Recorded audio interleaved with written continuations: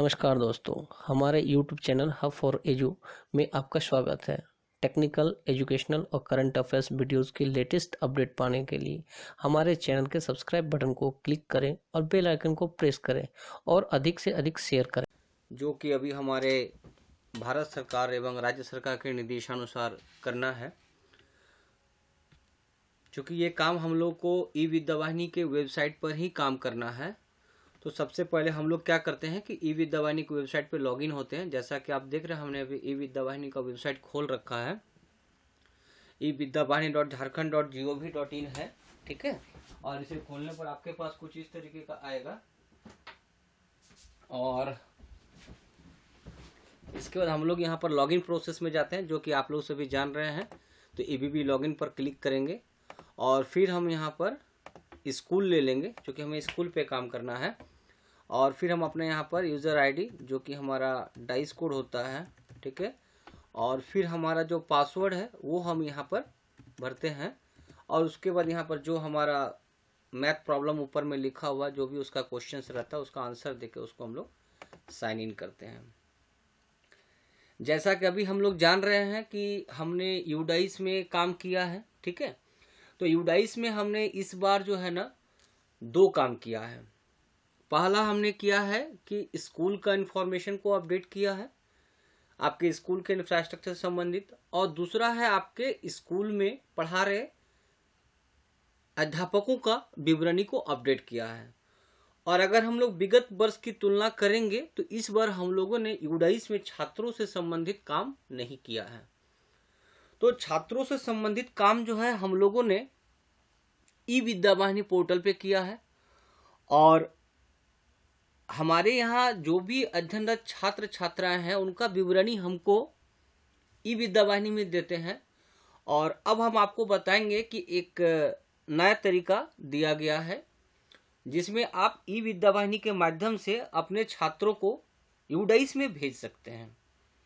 तो चलिए हम लोग देखते हैं कि यूडाइस में हम लोग किस तरीके से यहाँ के बच्चों को भेज सकते हैं। तो उसके लिए हम लोग यहाँ पर, जैसा कि छात्रों से संबंधित जब भी हमको काम करना होता है तो स्टूडेंट एक्टिविटी में जाते हैं। और आप यहाँ पर देख रहे होंगे कि चाइल्ड यूडाइस मैंडेटरी फील्ड आपको यहाँ पर दिख रहा है, ठीक है। इसके पहले हम लोगों ने जो भी काम किया है स्टूडेंट प्रोग्रेशन पे जाके काम किया है। इसमें देखिए इनका दिख रहा है कि जिस ईयर का आप काम कर रहे हैं वो आपका दिखेगा। तो ये जो काम करना है, अगर आपने 21-22 के डेटा को फ्रीज कर लिया है तभी आपका खुलेगा। अन्यथा की स्थिति में वो आपको एक मैसेज देगा, जो कि आपको स्क्रीन पर हम दिखा दे रहे हैं। वो बताएगा आपको, अगर आपने 21-22 के डेटा को फ्रीज नहीं किया है तो वो सिस्टम फिर आपको बताएगा first 2021-22 freeze data then proceed for 2022-23 UDISE form. यानी कि जब तक आप 21-22 के डेटा को फ्रीज नहीं करते हैं तब तक आप यूडाइस के लिए डेटा को भेजने का काम नहीं कर सकते हैं। तो चलिए अब हम लोग देखते हैं कि उसके लिए हमको कैसे काम करना है और किस तरीके से काम करना है। तो जैसा कि अभी हम आप लोग को थोड़ा देर पहले बताया कि हमें छात्रों से संबंधित कोई भी काम जब करना होता है तो हम लोग स्टूडेंट एक्टिविटी में जाते हैं। अब यहाँ पर अगर आप ध्यान दीजिएगा तो एक नया चीज इसमें जुड़ा है, चाइल्ड यूडाइस मैंडेटरी फील्ड, जो कि आपको यहाँ पर अभी दिख रहा होगा, ठीक है। तो चाइल्ड यूडाइस मैंडेटरी फील्ड, बाकी देखिए किसी भी संदर्भ में यूडाइस नहीं लिखा हुआ है, स्टूडेंट प्रोग्रेशन लिखा हुआ है, रजिस्ट्रेशन व्यू अपडेशन दिया और भी सारा चीजें, कहीं पर भी यूडाइस का रिलेट नहीं लिखा गया। सिर्फ इसी 2 जगह पर लिखा हुआ है कि चाइल्ड यूडाइस मैंडेटरी फील्ड, जो कि आपको सेकंड ऑप्शन में भी दिख रहा है, और एक है हमारा यूडाइस एमआईएस समरी, ठीक है। दोनों के बारे में हम लोग बात करेंगे।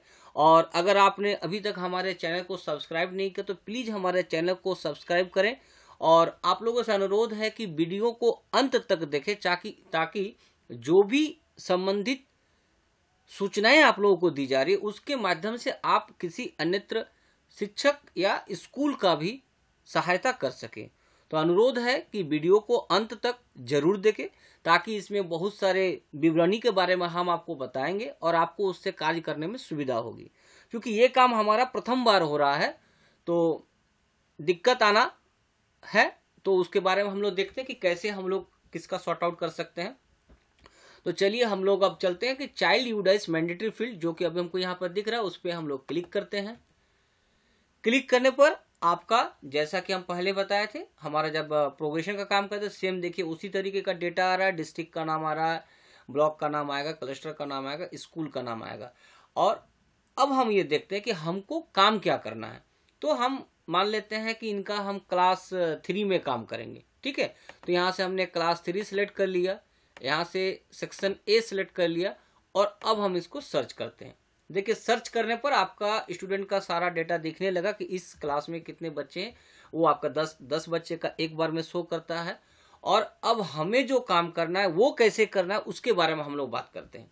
तो जैसा कि आप देख रहे हैं यहाँ पर छात्रों का विवरणी आ गया है।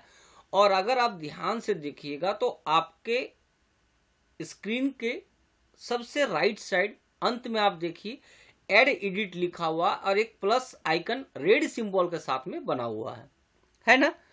तो हम क्या करते हैं कि इस ऑप्शन पे क्लिक करेंगे। चलिए हमने क्लिक किया। क्लिक करने पर देखिए आपके पास उस बच्चे का पूरा विवरणी खुल गया, ठीक है, जिसमें कि एकेडमिक ईयर देखिए ऊपर में दिख रहा है, यूडाइस कोड ऑफ स्कूल दिख रहा है, नेम ऑफ स्टूडेंट दिख रहा है, फिर यहाँ पर नेम ऑफ फादर दिख रहा है, डेट ऑफ बर्थ दिख रहा है, कास्ट दिख रहा है, क्लास दिख रहा है और सेक्शन दिख रहा है, ठीक है। तो अब हम ऐसा करते हैं कि थोड़ा सा हम स्क्रीन को ऊपर कर देते हैं ताकि आप एक बार में उस बच्चे का पूरा विवरणी को अच्छी तरीके से देख सकें।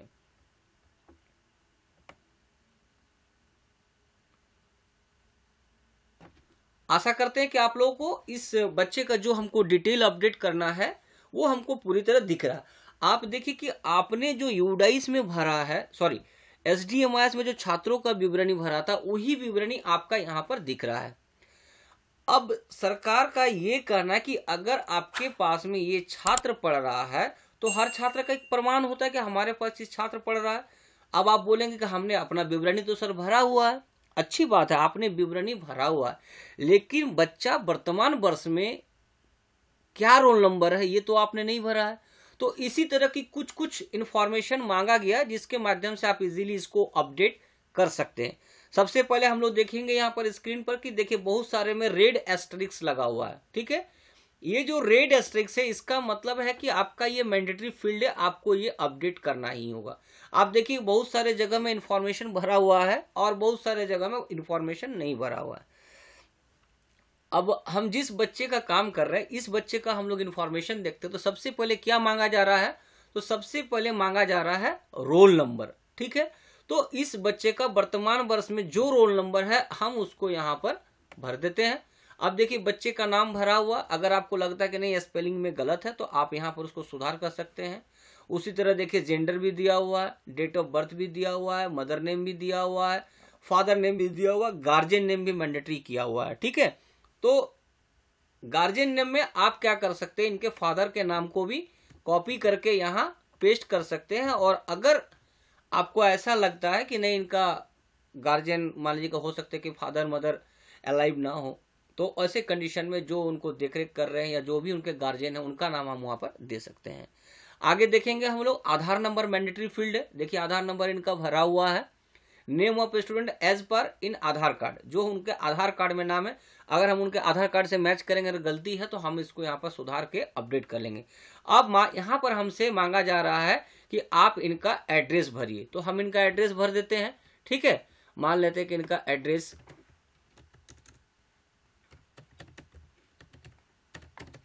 ठीक है, इनका एड्रेस हमने भर दिया। अब हमको यहाँ पर क्या भरना है, तो पिन कोड भरना है। इनका जो भी पिन कोड होगा बच्चे का वो हम भर देंगे। उसी तरह मोबाइल नंबर भरेंगे, फिर हमारा अल्टरनेट मोबाइल नंबर अगर है स्टूडेंट का तो देंगे या फिर गार्जियन का हुआ तो देंगे। उसके बाद पूछा जा रहा है ईमेल आईडी। देखिए यहाँ पर वो मैंडेटरी नहीं है, इसलिए आप लोगों को परेशान होने की जरूरत नहीं है, ईमेल आईडी मैंडेटरी नहीं है। उसके बाद mother tongue of the child, तो बच्चे का मदर लैंग्वेज क्या है। उसके बाद सोशल कैटेगरी मांगा गया जो कि आपने भर रखा, अगर गलत है तो आप इसको सुधारेंगे। एक हमारा फील्ड है 4.1.14 जहां माइनॉरिटी ग्रुप कहा जा रहा है, ठीक है। तो माइनॉरिटी ग्रुप में क्या होता है, यहाँ पर सिलेक्ट बटन पे क्लिक करते हैं तो देखिए यहाँ पर आ रहा है मुस्लिम, क्रिश्चियन, सिख, बुद्धिस्ट, पारसी, जैन। अगर आप इससे बिलोंग करते हैं माइनॉरिटी ग्रुप से तो आप इसमें क्लिक करेंगे, अन्यथा की स्थिति में आप यहाँ पर नॉट एप्लीकेबल में क्लिक करेंगे, ठीक है। उसके बाद पूछा जा रहा है कि वेदर बीपीएल बेनिफिशियरी, तो हम लोग यहाँ पर यस कर दिए, ठीक है। यहाँ पर देखिए बाय डिफॉल्ट आपने यस करके रखा हुआ तो यस दिख रहा है। वेदर अंत्योदय अन्न योजना, ठीक है, अगर इसमें है तो आप यहाँ पर यस कीजिएगा, अन्यथा की स्थिति में नो कीजिएगा। फिर आगे है whether belongs to EWS disadvantage group, अगर है तो यस कीजिएगा, अदरवाइज नो कीजिएगा। वेदर CWSN, अगर CWSN कैटेगरी से बच्चा बिलोंग करता है तो हम यस करेंगे, अदरवाइज यहाँ पर नो करेंगे। फिर पूछा जा रहा कि whether the child is Indian national, तो यहाँ पर हमारा ये बच्चा इंडियन नेशनल है तो यस कर दिया। नेक्स्ट क्वेश्चन है कि is the child identified as out of school child in current और प्रीवियस ईयर। देखिए ये आउट ऑफ स्कूल चाइल्ड का जो है ना, ये आपका सरकारी स्कूल के केस में लागू होता है, क्योंकि सरकार के द्वारा एक कार्यक्रम चलाया जाता है जिसके माध्यम से हमारे बच्चे जो पढ़ाई से दूर हो जाते हैं किसी कारणवश या पढ़ नहीं पाते हैं, उनके लिए स्पेशल क्लासेस करा के उनको पढ़ने के लिए एप्लीकेबल किया जाता हो सकता है कोर्स में वो पीछे हो या कुछ भी हो। तो अगर आपके पास में बच्चा इस साल आउट ऑफ स्कूल, जो कि आप देते हैं डेटा अपने विभाग को, अगर ऐसा आपने दिया है या फिर आपने पिछले साल दिया है इस बच्चे का डेटा आउट ऑफ स्कूल में, तो हम लोग यहाँ पर यस करेंगे, अन्यथा की स्थिति में नो करेंगे। अगर हम यस करते हैं तो हमारे पास एक फिर क्वेश्चन पूछा जाता है कि when the child is main stream, बच्चा आपका मेन स्ट्रीम हुआ या नहीं हुआ। अगर हमारा बच्चा मेन स्ट्रीम हो गया तो हम यहाँ पर अब पूछता है यहाँ पर इन करंट एकेडमिक ईयर या इन अर्लियर एकेडमिक ईयर। अगर आपका बच्चा पिछले साल आउट ऑफ स्कूल में था तो इन अर्लियर एकेडमिक ईयर होगा, या फिर वो बच्चा हो सकता है कि इस करंट ईयर में आपका वो मेन स्ट्रीम हुआ। जो भी परिस्थिति हो वो आप अपने बच्चे का देख लीजिएगा। फिलहाल हम क्या करते हैं, इस बच्चे का यहाँ पर चूंकि इन्होंने क्लास नहीं किया है तो इसके यहाँ पर हमने नो कर दिया। ठीक है, अब हमारे पास और कोई ऐसा ऑप्शन नहीं बचा जिसमें हमको काम करना है, और अब हम यहाँ पर नेक्स्ट एंड सेव में क्लिक करेंगे। देखिए जैसे ही हम नेक्स्ट एंड सेव में क्लिक कर दिए उसके बाद सेकंड पेज आ गया। ठीक है, सेकंड पेज जो आ गया इसमें क्या पूछा है कि एडमिशन नंबर इन स्कूल, जो कि आप पहले से भर के रखें वो आपका आ जाएगा। Admission date in present class, ठीक है, प्रेजेंट क्लास में उसका एडमिशन डेट क्या है। तो देखिए अगर किसी भी वर्ष में हमारे पास दो प्रकार के बच्चे होते हैं, एक होता है कि जो हमारा नया एडमिशन लेता है और एक हमारा बच्चा होता है जो कि पिछले वर्ष से पास करके इस साल में आ रहा है। अगर हमारे पास में पिछले वर्ष से इस साल में पास करके बच्चा आ रहा है तो जब भी हमारा सत्र प्रारंभ होता है वो सत्र का डेट हमको यहाँ पर भर देंगे। तो मान लेते हैं कि जैसे कि इस बार हमारा सरकारी स्कूल जो है जुलाई महीने से शुरू हुआ था, ठीक है, तो हमने यहाँ पर ये भर दिया। अगर आपको लगेगा कि नहीं ये बच्चा नया एडमिशन लिया तो जो डेट है वो भर देंगे। आगे आते हैं कि whether of student in previous academic year of schooling, क्या बच्चा आपके पास पिछले साल पढ़ाई किया है, एकदम किया है तो student at current same school. Otherwise आपके पास में दूसरे बच्चों के केस में आपके पास में यहाँ पर दिखा हुआ कि बच्चा दूसरा स्कूल में पढ़ता था, आंगनवाड़ी में पढ़ता था या नहीं पढ़ाई करता था। तो चूंकि हमारा ये बच्चा हमारे स्कूल में पढ़ रहा था तो हम यहाँ पर क्या करेंगे कि student in current academic same school कर देंगे। ठीक है, फिर देखिए जैसे ही हमने उसको सिलेक्ट किया हमारे पास एक नेक्स्ट क्वेश्चन जनरेट हो गया कि grade oblique class student in previous last academic year 21-22 में। तो हमारे पास अगर ये बच्चा क्लास 3 से था तो पिछले साल हमारे पास ये क्लास 2 में होगा।